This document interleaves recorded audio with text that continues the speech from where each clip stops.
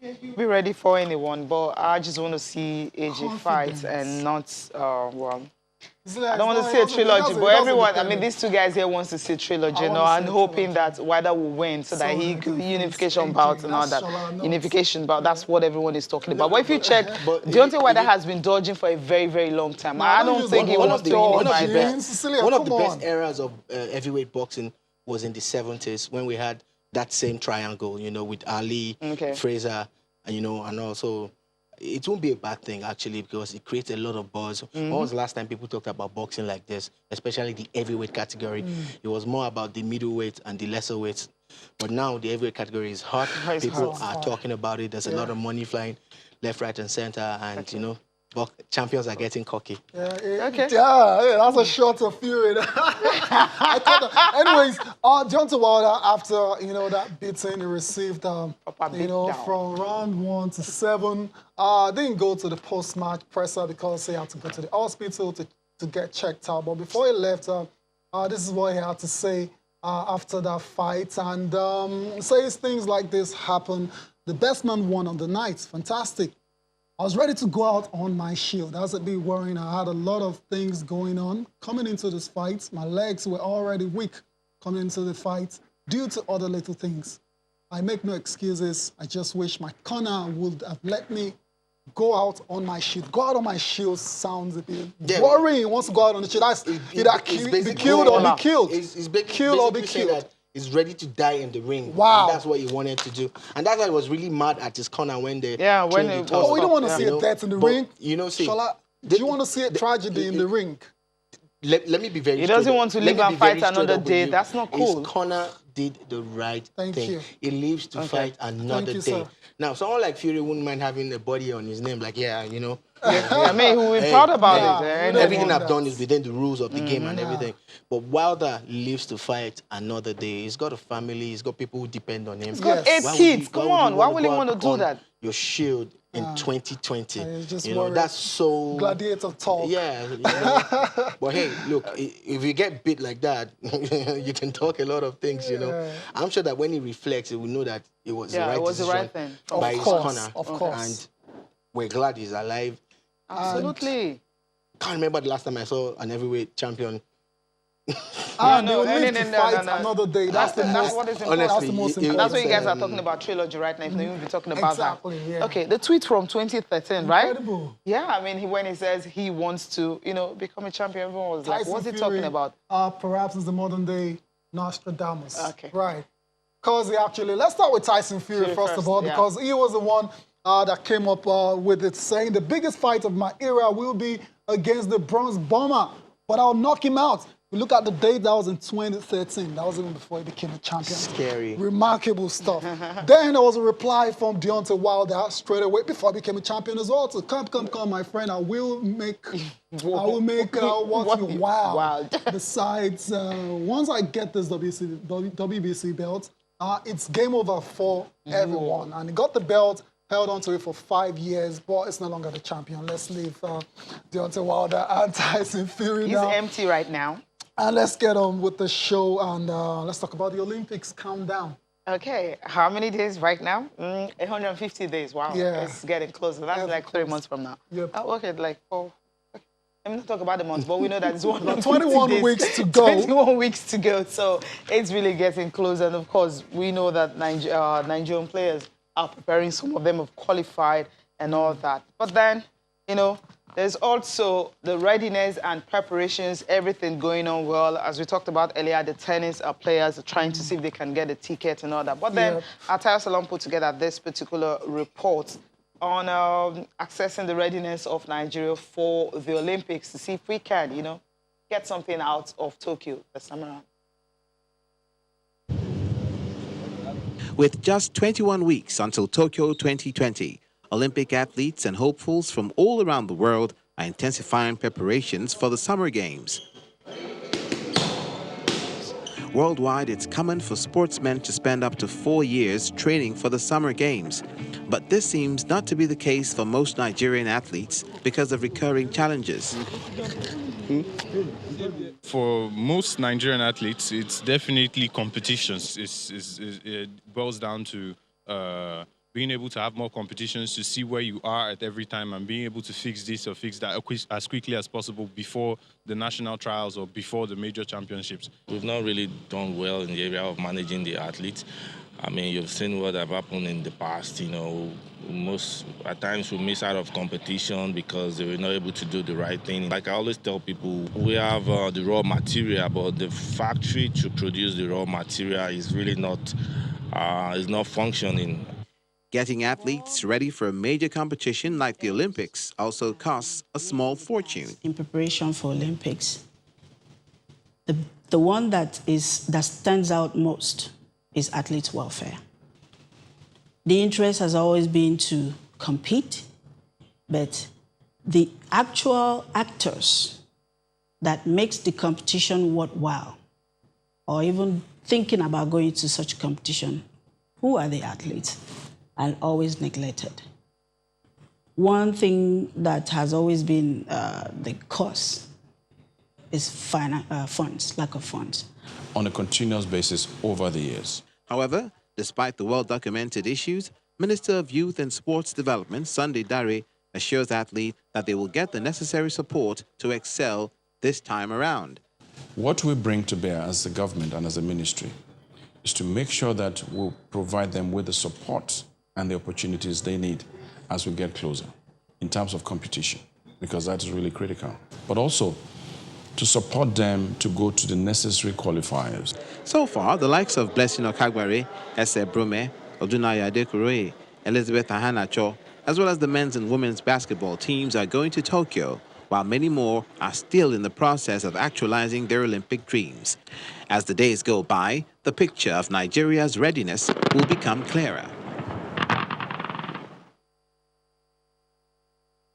All right, we're still looking at the pictures and see if how many Nigerian athletes will qualify. But then taekwondo, we have someone who's actually picked a ticket already, Elizabeth Ayana Cho. She's already picked a ticket, but then 2 other athletes failed to pick a ticket. We're thinking we'll have more athletes, going into this one.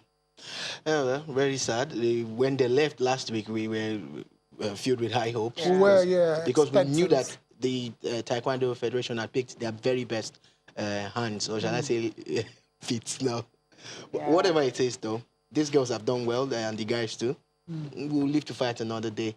But let us now get back to training Ayana Cho, who has qualified, so that she can at least get a medal. Very young girl as well. Last time we got a medal was like forever, man. So I think it was Chika only medal, 2008. Yeah, Chika Chukwumerije. It's been a long time. Yeah. We need to get another one, and she looks like a good prospect. Yeah. So let's just at least focus on this young lady and help her get it. And we just heard the minister say athletes will get all the support necessary, and they'll be needing that if you want to compete at the very highest level. Yeah, look, we shouldn't be talking about funding at this stage. Thank you. These are things that we should have cleared out. Look at all the furore about the boxing qualifiers last week and everything. Yeah. Although we heard now that there's another that they have to travel by road. There's another qualifier that they're going to attend now, maybe in London or somewhere, and that's why they didn't go for this particular one and all of that. We'll keep our fingers crossed, because these guys have been in camp like forever, man, beating themselves up like crazy with the plan to go represent Nigeria. These things should be done long term, and we keep doing short term for long term fixes, and it never works. All right, then. So that's it. Our countdown to Tokyo 2020 will continue tomorrow. Let's move on to the Nigerian Professional Football League match day 21.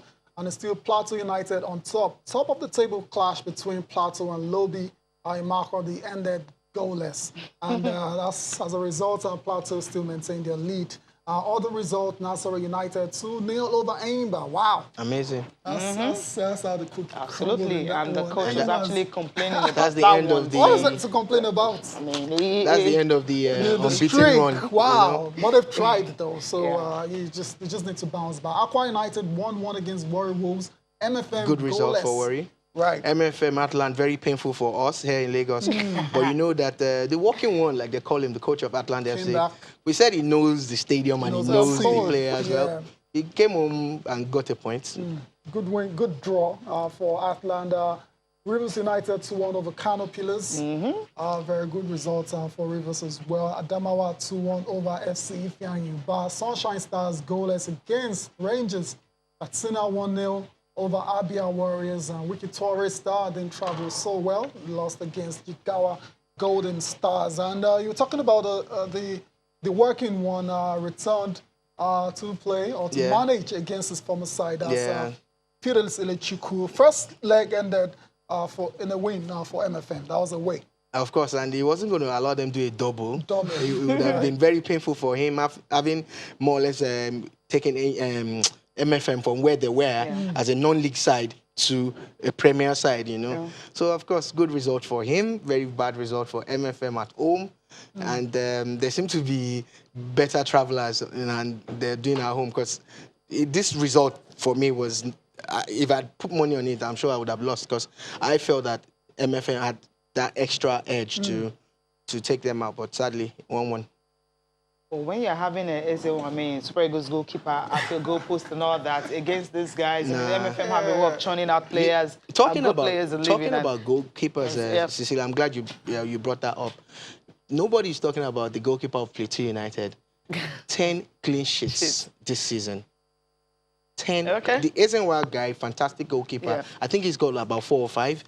This guy, Anoze in Plateau United, has got 10 clean sheets. Wow. Okay. Remarkable. All right, we need to go on a break now. We'll come back. We'll be listening, taking reactions from the NPFL. All right, welcome back. We're talking about the game between MFM and Heartland, but we need to get reactions now from the coaches, starting with Fidelis Ilechukwu. What do you have to say after coming home? Yeah, is his home. This is where he started from, to get a draw from his former team. Coming back, we lost in the first game, and I know coming back is going to be tough.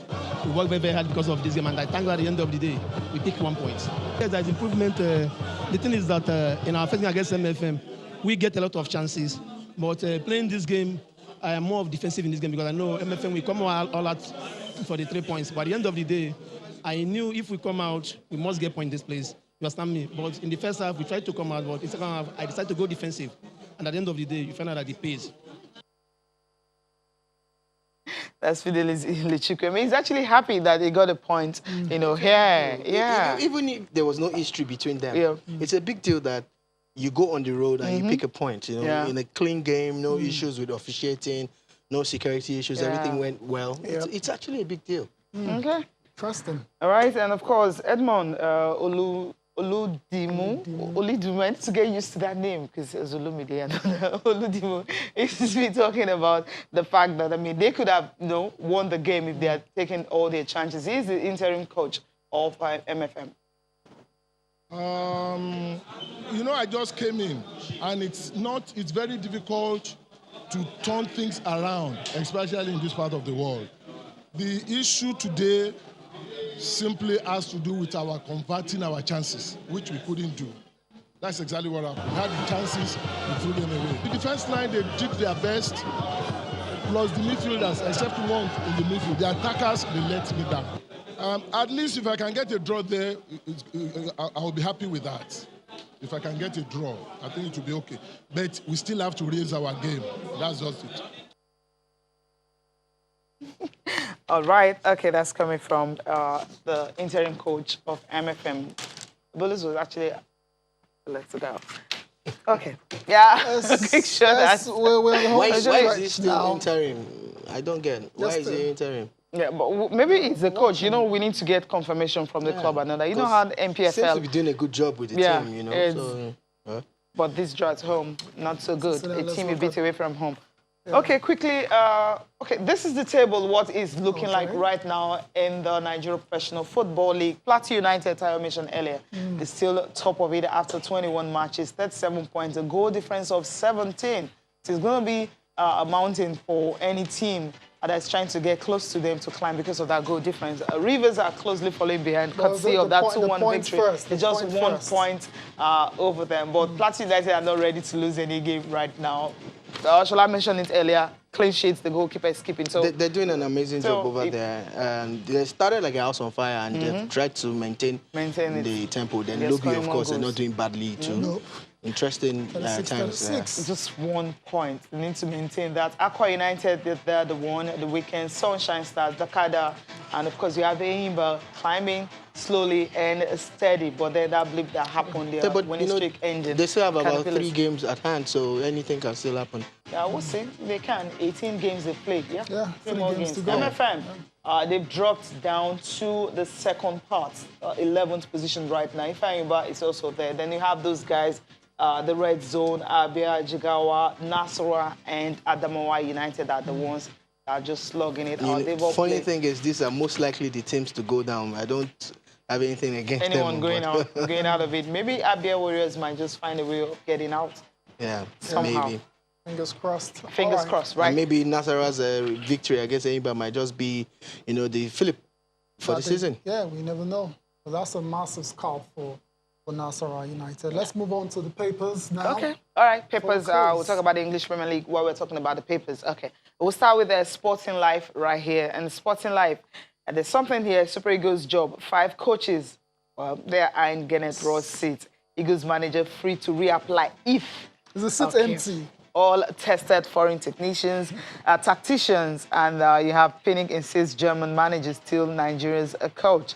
This was written by Adeo Jekere. Okay, man, you need to read details of this one because there's something really going on in the glass house. No longer NFF. So if you really want to find out, pick up a copy of Sporting Life. And get the details of it. That's all. And this one we talked about. Okay, Fernandez. Okay. Fury wears Nigeria gum shield. I know this was going to make the papers because I was looking. I'm like, what story is he trying to send out? We've been doing a lot of research since he's done this. And there was a time when he said he's more Nigerian than AJ. Yeah, that's what I said. We'll tick that box and say, okay, 1, 2. People are saying that he's calling out AJ quietly. Yeah, that's right. That's why he's done the green, white, green with the Nigerian on it. That look, this is me, and I'm waiting for you to step up to the plate. We've heard different stories, but nothing official from his own side. But no matter what it is, this is good publicity for Nigeria. We should ride on this.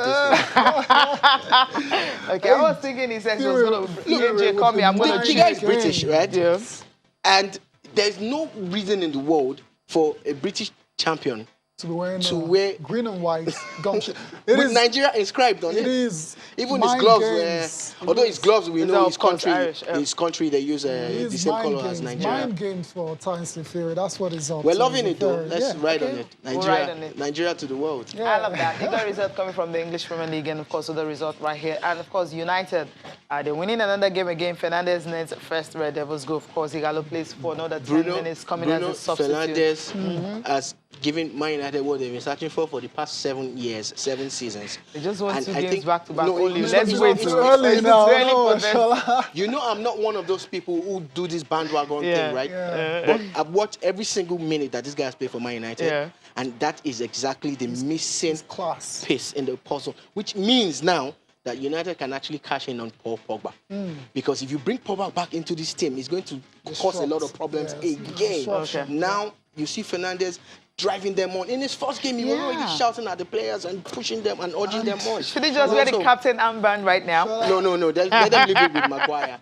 Another amazing thing is yesterday, man, look, Arteta is doing some magic. I don't know what it is, but this guy has done something to Bukayo Saka. And Saka, to me, let's call him. All right, let's call him. Sporting Sun is the next one from me this morning. And Red Devils devour, of course, the Igalo's S-Club, Watford. Igalo gets 10 minutes still there. Osimhen improves a goal start. That's a good one for him. Saka future, not in our hands. It's coming from Arteta. I think clubs are already calling for him. And Ronaldo matches a Serie A record. This guy just keeps scoring. Okay, that's all from this one. Okay. Complete sports before we go quickly. Eagles Euro roundup indeed knocked out of top tackler race because he hasn't been due to the injuries and everything. And you notice that Leicester missed him at the weekend against Man City. They missed him. They missed Ndidi. And that happened the last time he got injured. As soon as he came back, they went back to winning ways. Then in the same game, Iheanacho got injured he got clattered by the goalkeeper, man. I don't know what VAR is doing because that, to me, was not a keeper going for the ball. He actually went for the guy's jugular. Could have passed for a rugby tackle or something. You know, but I'm glad that his injury is not that serious. Yeah. But indeed, hopefully he would get back to the team. It's taking too long now. Yeah. Fabulous. Fernandes, Pogba to come in future to United. If coronavirus scare for Moses or lying, not okay. Inter Milan match postponed because of fears of a coronavirus. Chelsea showing interest in Mauro Icardi. Inter Milan plot Martial Aubameyang bids. Funny. Inter Milan are they still buying Premier League players? Okay. Yeah, Igalo's we need to go now. Yeah. Igalo came on again yesterday. And, 10 minutes. I missed that season. Thank you, Shola, for coming to the program. Thanks for having me, guys. Thank you. Appreciate your time. Thank you. Thank you for watching at home as well. Enjoy the rest of your day. I am Tyson. Salam. I'm Cecilia Mogbe. Bye for now.